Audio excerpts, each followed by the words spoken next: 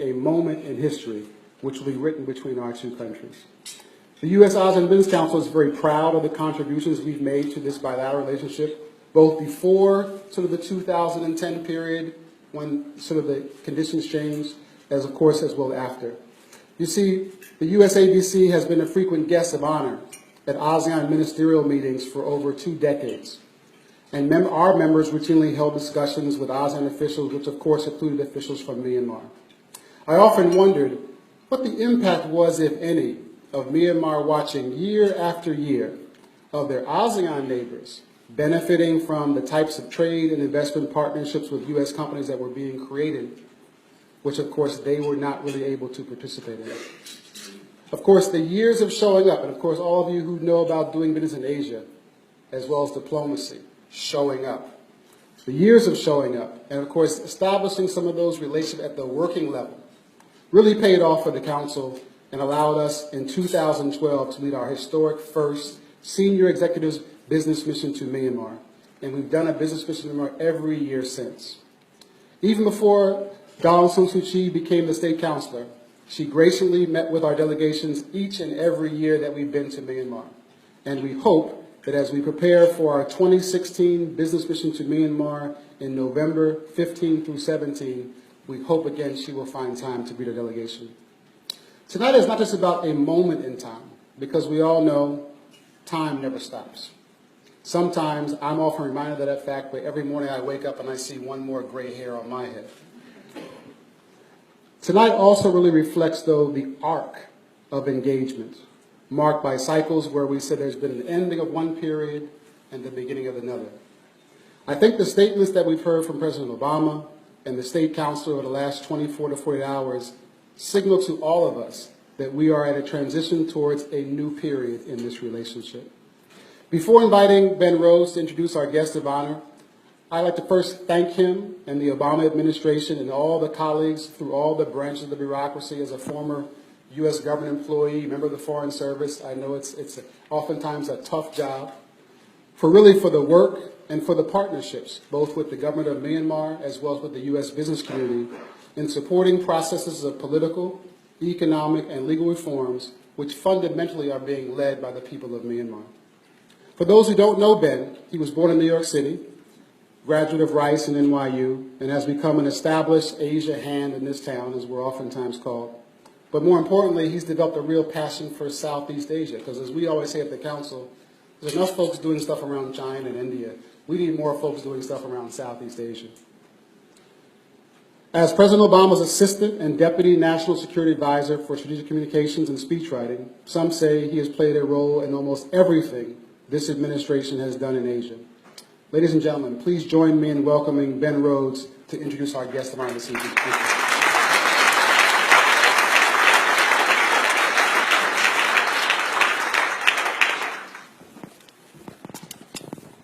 Thank you for that. And I want to thank the US-ASEAN Business Council and the Chamber of Commerce for organizing this dinner. It's a unique circumstance to introduce somebody who does not need any introduction. But I will just use the opportunity to make a few comments about this particular moment in the relationship between the United States and Burma.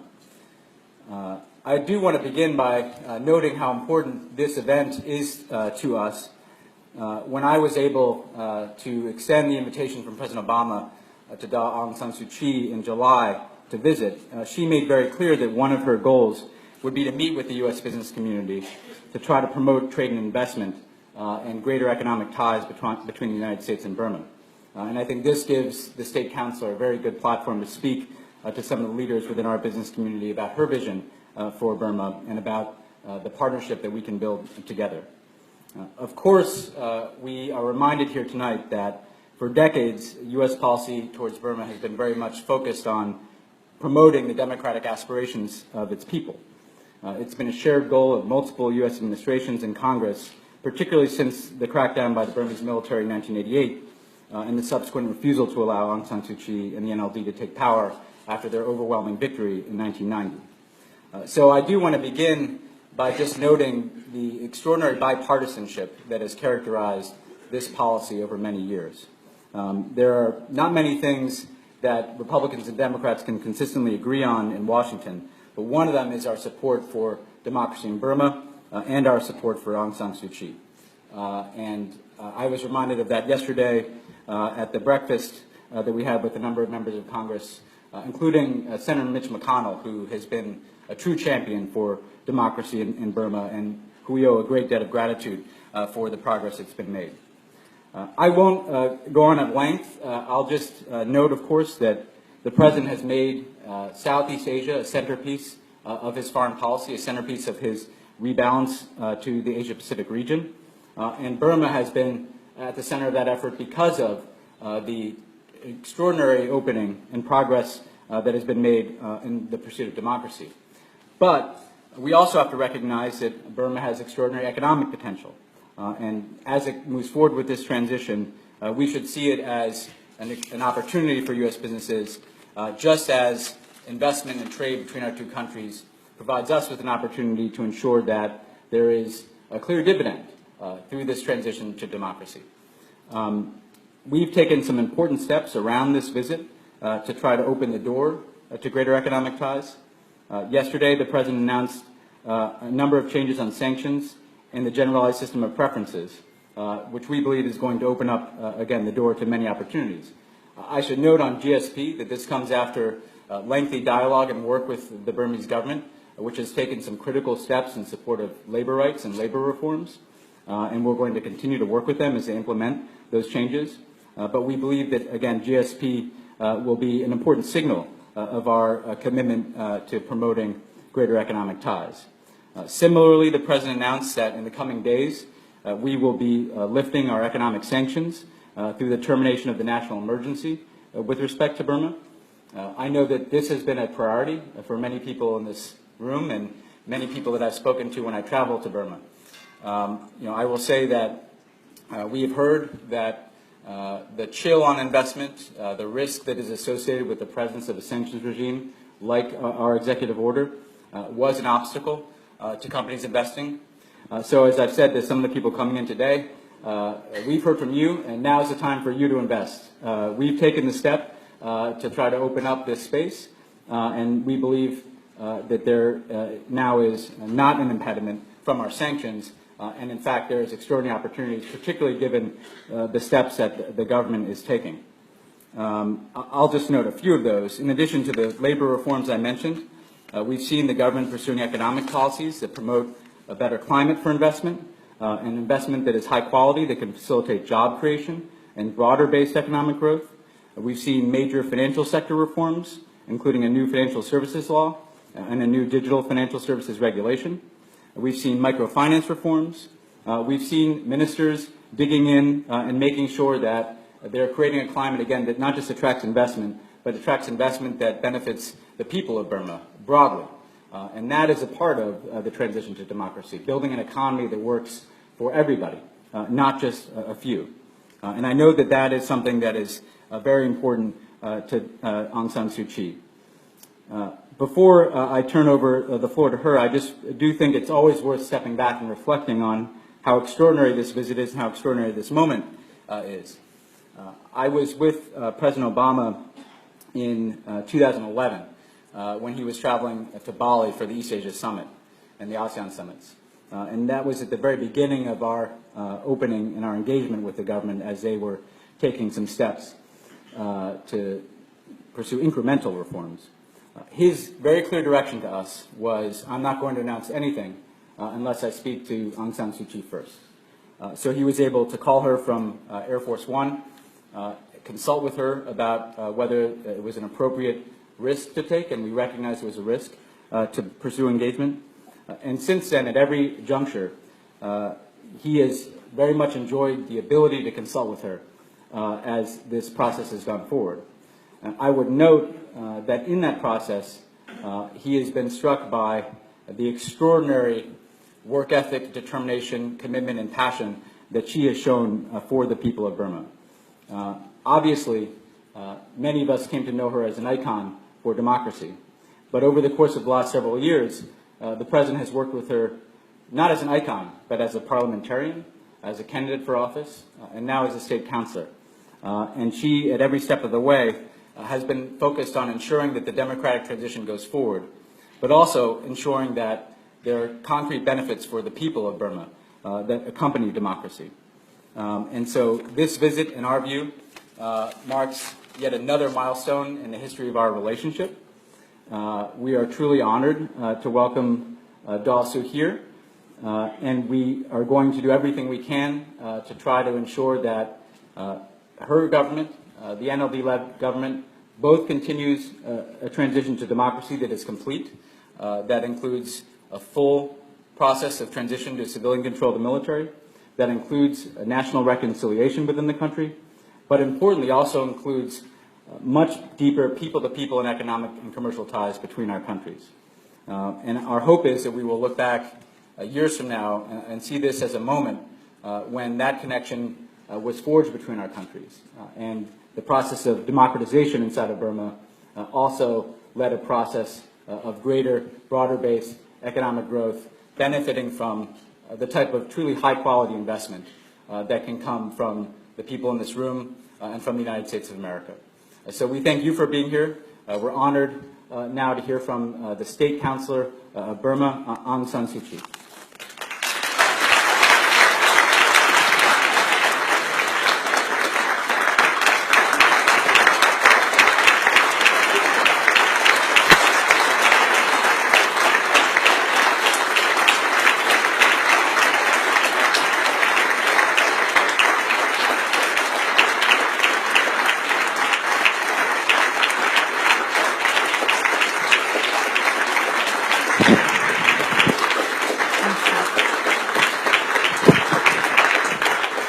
Thank you.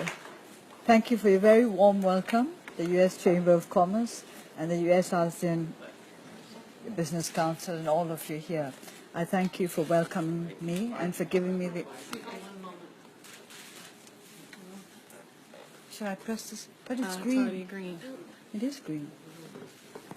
It's green now. There we are. Green or no? Well, it is green to begin with, but it is a tiny little green spot. Now it's a big green spot. So may I thank all of you again for welcoming me here and giving me this opportunity to talk to you. If I sound a little sleepy, it's not because the company is soporific, but because I'm still suffering from jet lag. But still, this is too good an opportunity to miss, and I would like to talk to you, all of you, about what Ben Rhodes has already talked about, but which I think I can add something, not too much, because Ben's been very comprehensive. I would like to underline the political aspects of the economic transition that we are trying to achieve. Ours is basically a political transition, but in order to make the political transition work, we have to have the economic expectations of our people fulfilled as well. Now, as you all know, we have witnessed the lifting of sanctions after many years. Those sanctions went into place because of the efforts of good friends of Burma who wanted us to be able to decide our own destiny, who wanted to give the people of Burma the chance to shape the country in the image in which they thought it should be fashioned.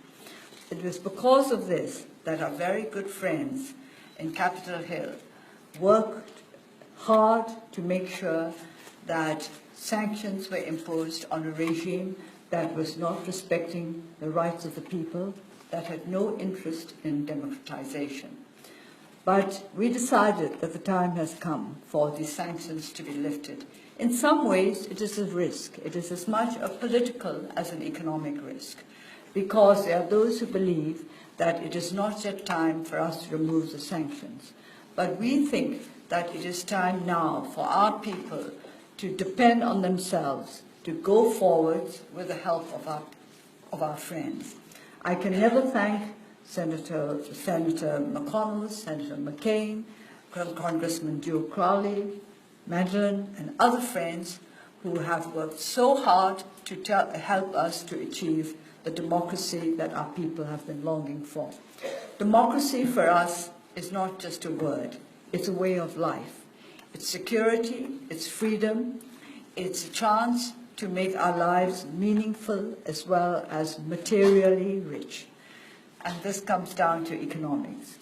I have to keep repeating that in my country, as in I suppose other countries all over the world, politics cannot be divorced from economics. Our economy can succeed only if our political system succeeds.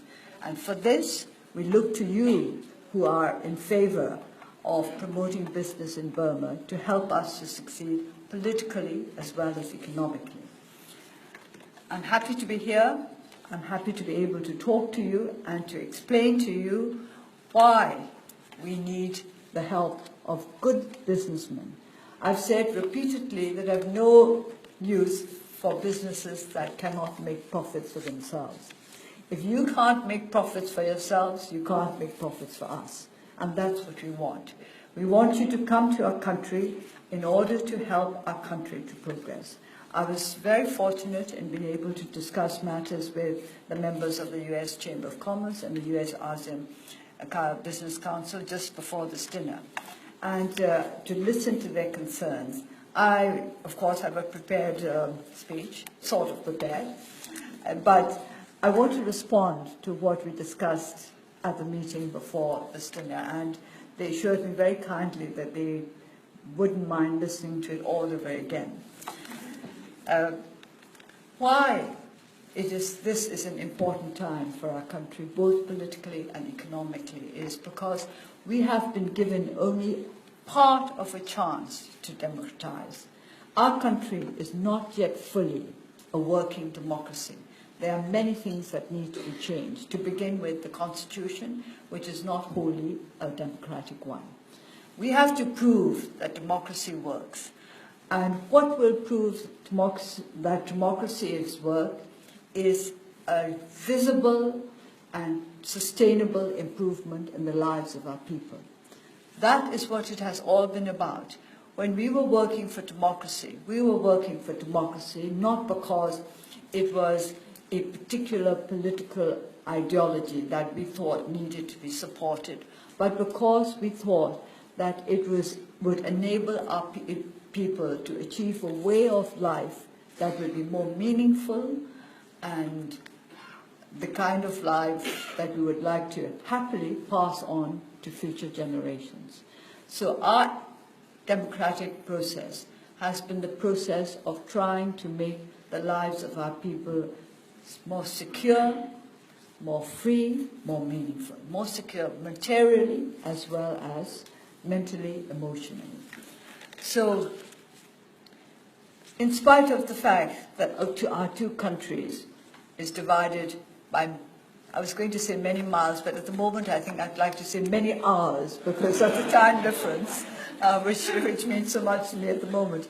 But although we are separated by such a big gap, we are close to each other, I think, in our goodwill towards the people of my country. I think everybody in this room would wish Burma to be a success story, not just because we have been fighting for democracy, but because I do believe that all of you care for us as fellow human beings. We have now started on the path to democracy. I always said that when the first elections, free and fair to a certain extent, elections were held in 2010, that the door had been opened, but we had not yet stepped out onto the path. Now we have stepped out onto the path, but it's a long one, and we have to make sure that we manage to keep going in spite of the obstacles, the stones, the thorns, the diversions. Well, we are a monsoon country, the muck, the mud. So all these have to be overcome, and we want to overcome them with the help of our friends from all over the world. We are confident that we have every chance of success, but success will never come easily, and we have many political issues that we have to address in our country if we are to help it to progress economically. For example, peace. The peace process is extremely important for us. The peace process is linked to the idea of a true democratic union. That is what our ethnic peoples want. And if I say that officially there are 135 ethnic groups in our country. You will see how great the challenge is. And a number of our larger ethnic groups have been in armed rebellion almost since the time of independence. That means that since we became independent in 1948, there has never been a time when we can say that the whole of the country is at peace. We have never had such an opportunity. Now we have this rare opportunity to achieve peace. We hope a permanent peace. This has to be negotiated. We believe in negotiation.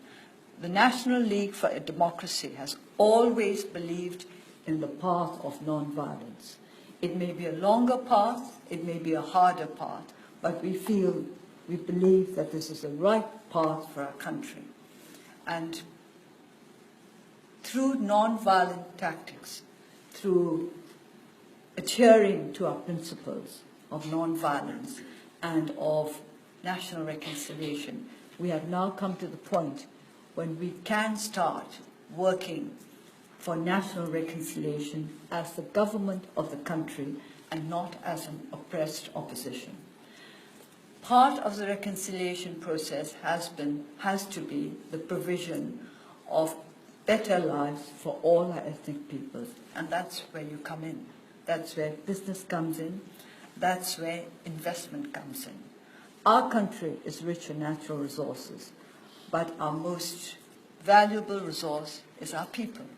So one of our first priorities is capacity building, and we discussed this earlier at the meeting before the dinner, that we need to build up the capacity of our people, the capacity to do business, the capacity to make the most of the investment that we hope will come to us from you.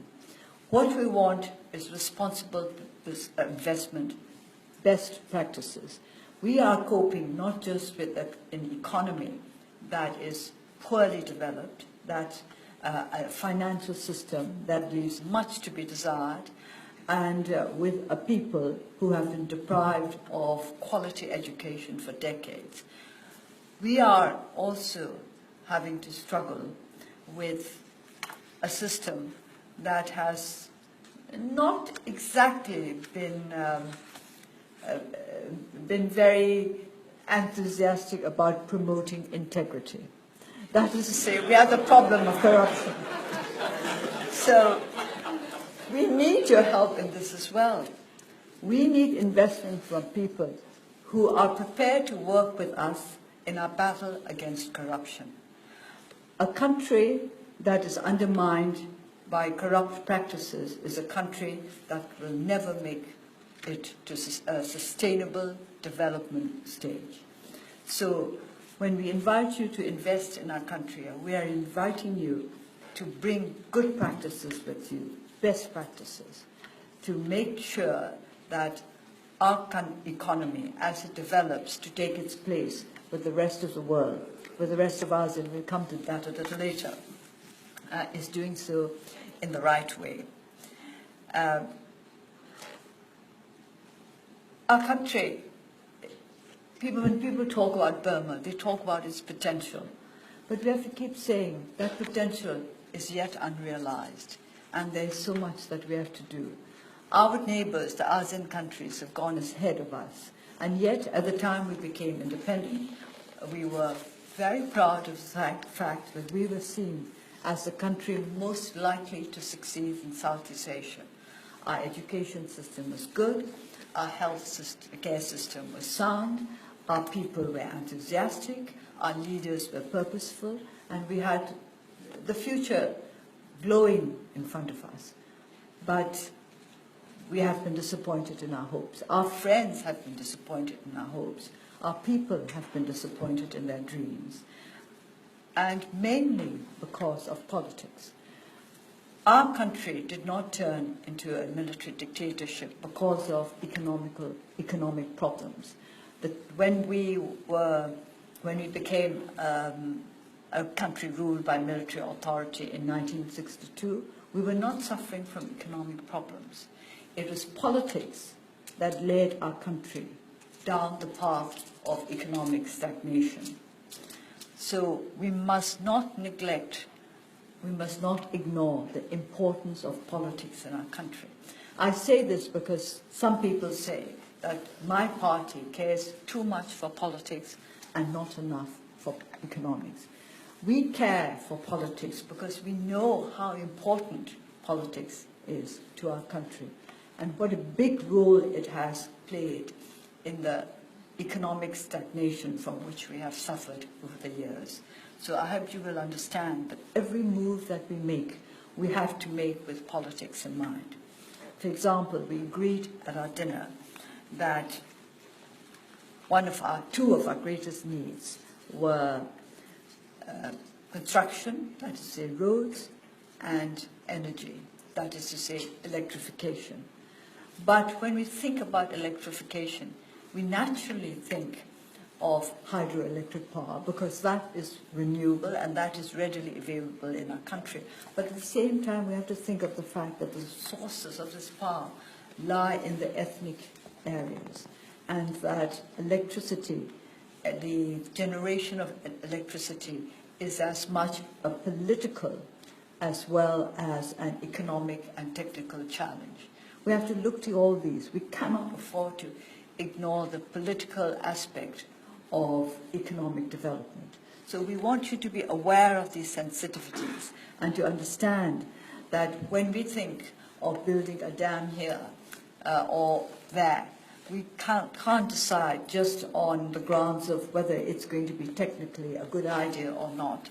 We have to start by making sure that it is politically acceptable to all our peoples. Nothing is more important for economic progress than stability. You all know that. You are business people. You do not want to invest in a country that cannot guarantee stability, that cannot guarantee peace. So you will understand why we put such a premium on our peace process, on our need for political change, on our need for rule of law, which I think you will agree is important for your businesses when, I will say when rather than if, when you invest in our country. So we would like you to invest, we would like you to create jobs. That is our first priority, job creation, because our people need the dignity of being able to earn their own living. And our young people need hope for the future. So job creation is extremely important. We want to keep our families together. Now many of our young people leave the country because they cannot find work in our country. They go abroad. Many of them go abroad as illegal workers, illegal migrant workers, and that puts them in great danger. So we need jobs. We need jobs for our people to keep our families together, to give hope to our young people, to give security to our old people, to make sure that we will be able to catch up with our neighbors. And we would like you to help build up the capacity of our people, our skills in every area. We need help with our education system. We need help with our healthcare system. So we welcome businesses which are interested in outreach programs to help the community in which they are doing business. And we believe that by investing in our country, you will be reaping enormous benefits as well. Not just monetary benefits, but also the benefits that you will get from knowing that you have contributed to a great change that a country has been awaiting for decades. People forget that we have been under military rule for more than half a century. It was 1962 when the military government that established authoritarian rule came into power. There was a coup in 1958, but in 1960 we had democratic elections. But once again in 1962 there was this coup. And until now, we have not really shaken off the legacy, let's put it that way, of military rule, because the Constitution has been written in such a way that it gives the military a special place in the political process of our country. I personally am very fond of the military for the very simple, very emotional fact that it was founded by my father. It was my father who founded the Burmese army, and I'm proud of it. Because when he founded it, it was an institution loved, respected by the people, an institution on which the people depended, which they believed would defend them, would protect their honor and their security. Things change along the way, but we are confident that we can return to a situation where, once again, our army will be the kind of institution of which my father dreamt when he founded it. But, as I said, we are still not totally a democracy. The Constitution gives the military a special place. And economic success is one of the ways in which we can persuade everybody in our country, including the military, that democracy is the best way forward for our union. This is the best way forward for us to achieve unity and prosperity. We can't have one without the other. And we're trying to achieve both together. So, if you are competent business people, and I trust that you are, and that if you aren't, you won't be interested in coming to our country, you will make sure that you will profit. And I think at the same time, you will make sure that we profit as well. And that would be the beginning of a good partnership between the business community of the United States and my country. So, let me talk to you a little bit about our investment policy. I can't talk to you about it in too much detail, first of all because of the time factor, secondly because I'm a bit sleepy, and thirdly because the investment law has not yet been passed by the legislature. It's in the pipeline. Until a few months ago, we had two investment laws, a foreign investment law and an investment law for domestic purposes. But this was not really acceptable. A lot of our friends from other countries assured us that this was not the right way to go about writing an investment law. And so we decided that we would do what would be most reassuring for those who wish to invest in our country, whether they be foreigners or whether they be our own citizens. So we have drawn up this new investment law. This is in the pipeline. There may be changes to the draft because that is the prerogative of the legislature, and we'll have to wait for the legislature to look at it and to decide whether they will accept it as it is or whether there are changes that they would like made to it. But apart from the law, what we want to do is to simplify and speed up the procedures that investors must follow. We wanted to make it not just easy but pleasant for you to invest in our own country. And that means that we have to streamline our institutions with which you will have to deal. Our ministries will need to be more efficient. I've talked about integrity earlier, and during our meeting earlier, I was saying that we would welcome any reports of any signs of corruption if you come across it while you're in our country. You have to tell us. We will not be able to keep an eye on every single person with whom you have to deal. And if anybody suggests that you are a little bit economical with your integrity in order to set the wheels going, you'll have to inform us.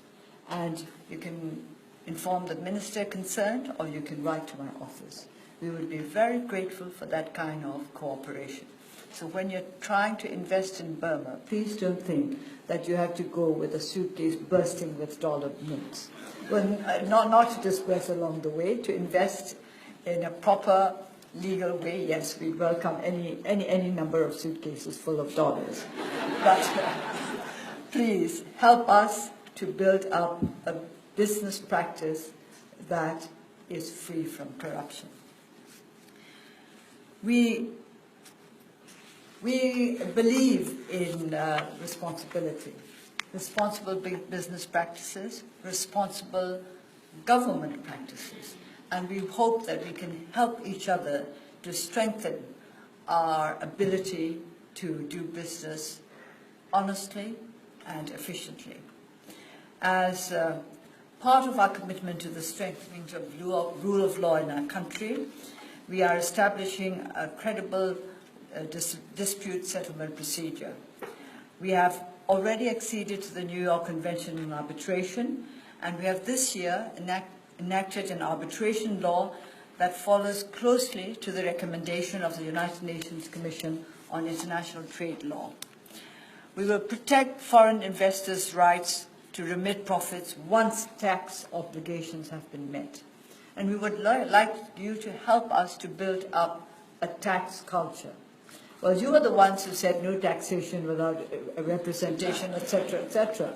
And so now we want to make it the other way around as well, no representation without taxation, or rather no investments without taxes.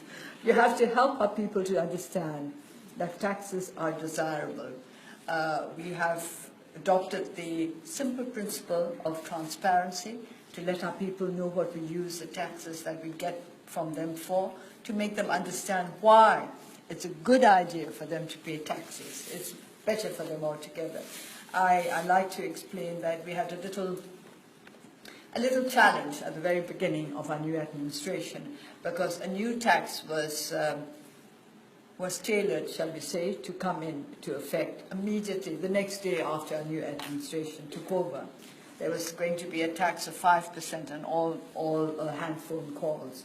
Now, of course, this affected a great number of people in our country, because although we are not that advanced technically, there are many, many hand phones, cell phones going around, and our people have got used to using them. So the moment our administration came into office, each call was going to cost 5% more. And we discussed this very seriously before we took over. That we wondered whether there was something not quite innocent about this arrangement. But anyway, we were prepared to meet the challenge. We decided that what we would do would be to be totally transparent about the whole procedure with our people. So we announced that the phone bills were going to go up by each call is going to cost 5% more. This was the new regulation. But we also let the public know how much we expected to get from this new tax. And we made it quite clear that this would be spent on either health or education, some kind of project to do with either health or education. And this is what we did, and we let everybody know exactly how the money had been spent. And nobody complained. Nobody said, now we have to pay 5% more. They were all pleased. They were satisfied that the money that had been taken from them was going to be spent for them. So we're going to tax you, of course. We expect you to make the kind of profits that will have to be taxed. And we hope that the tax will be big and fat, because, and I'm sure you should hope that too, because it will mean that you will be making big and fat profits as well. So we work together. We work together to succeed. And we are committed to protecting investors against arbitrary expropriations. And I think you would like to hear this, because our country has not exactly had a good record of protecting people's businesses.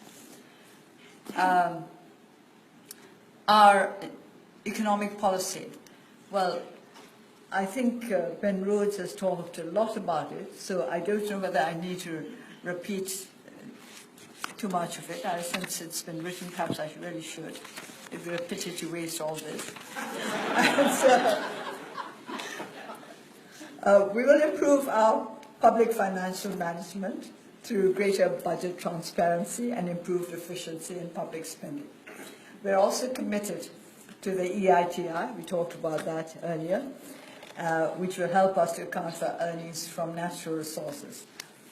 We are assessing our existing state-owned enterprises and will be seeking to privatize appropriate SOEs through open and transparent processes. We will actively promote the role of small and medium enterprises, improving their access to financial services and cutting unnecessary red tape. We intend to foster human capital. In this regard, I'm an advocate of vocational training. Many successful economies have given equal weight to academic and vocational education. I want Burma to follow this path. To expand vocational training opportunities, our government will cooperate closely with the business sector, including foreign investors.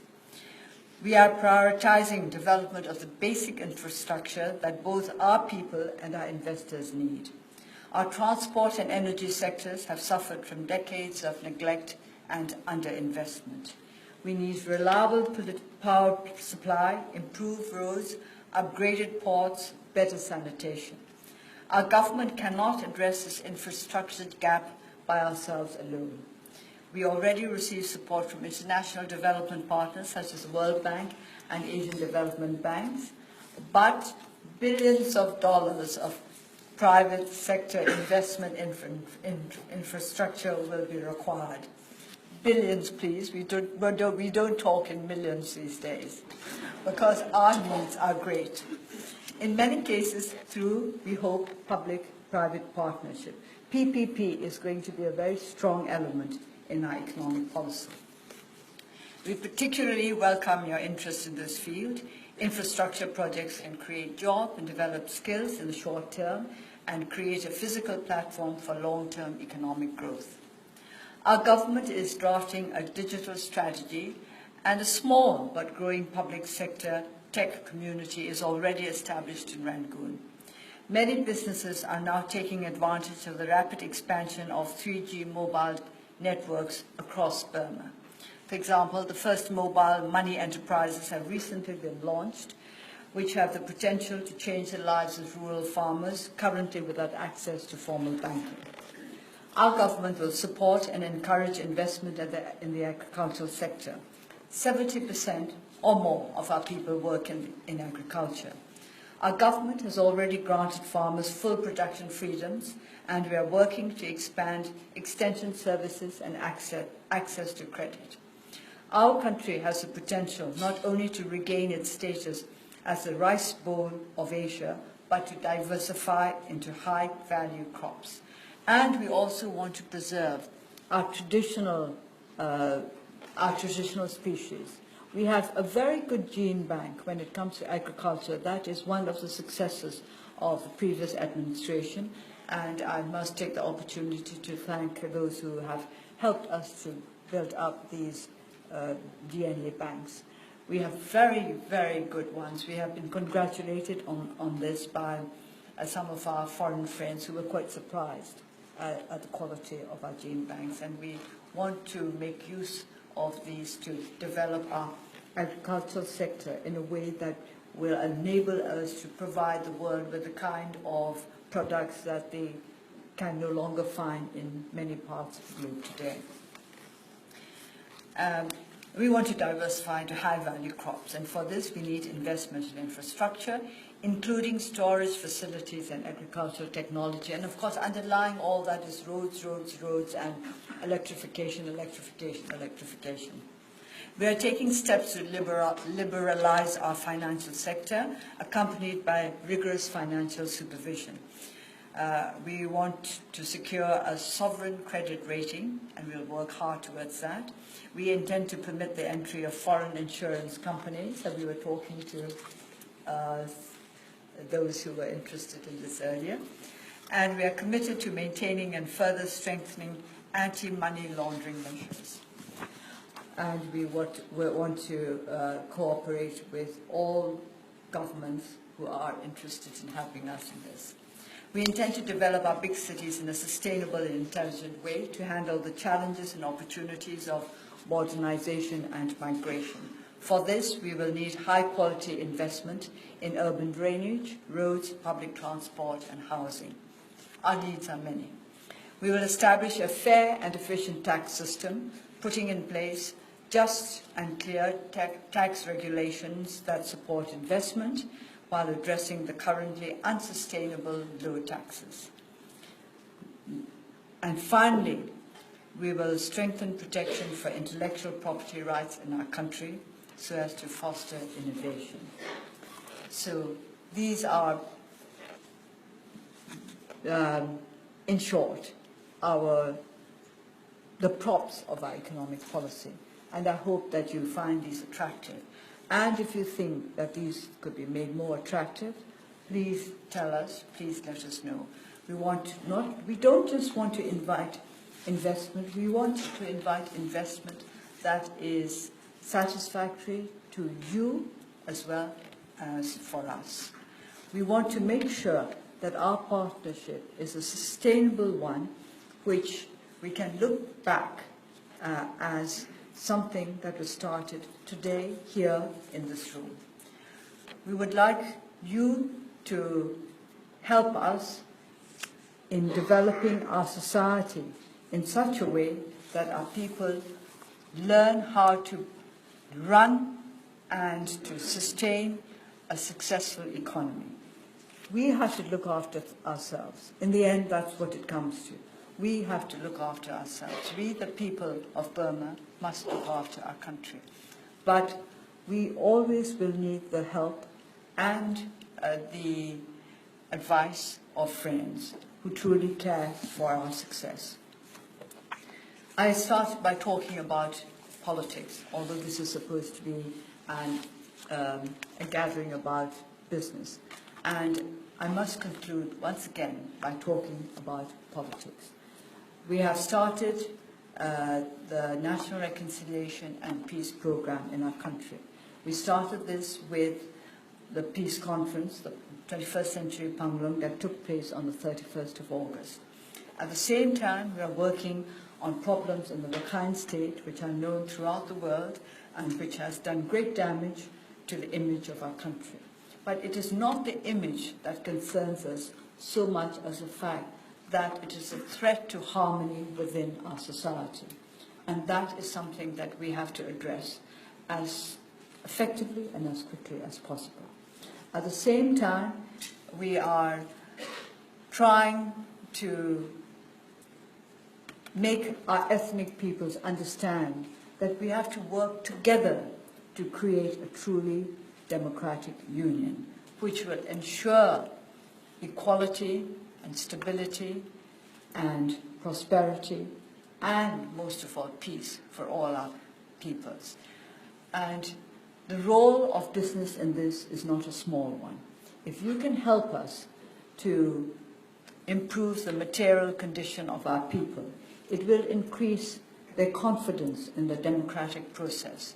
And because their confidence in the democratic process is strong, they will be that much more inclined to find ways of agreeing on a negotiated settlement that will allow us to construct the union of which our founding fathers dreamt, but which we have not yet seen. This, in the end, is our goal. We want a strong and prosperous union. And economics is one of the columns, the pillars that will hold up this union of our dreams. And so I would like to conclude once again by thanking you and by asking you to be with us, to accompany us in our journey towards the realization of the long-held dreams of our people. Thank you.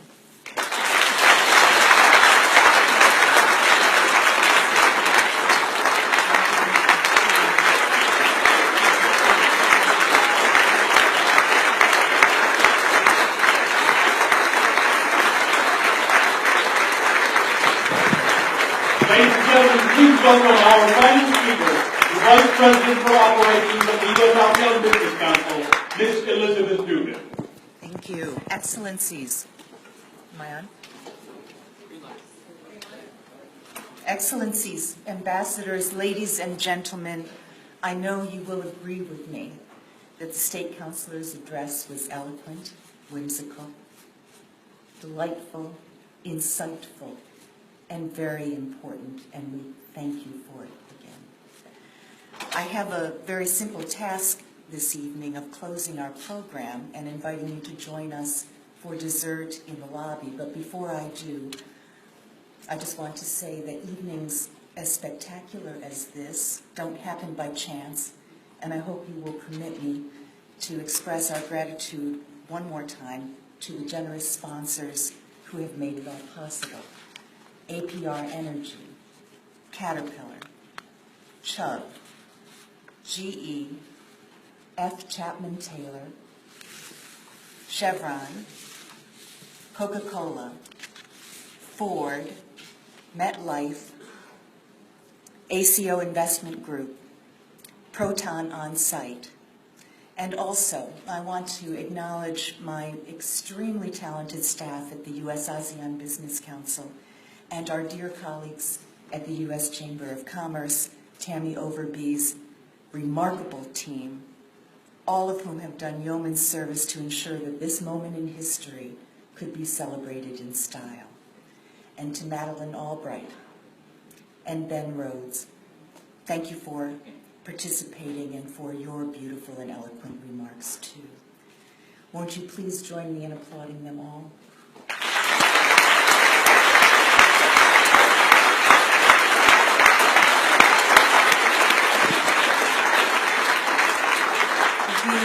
Before she departs the room, I want to acknowledge how special this evening has been in a number of ways. Most certainly because of the historic significance of Daw Aung San Suu Kyi's presence and her message to us, but also because today marks the birthday of the Council's own Anthony Nelson.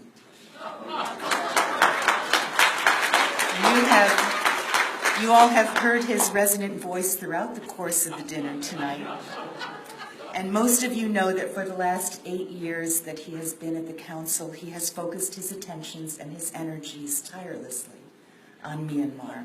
And Anthony, I think this is about as good a birthday present as it gets. Cheers to you, my friend.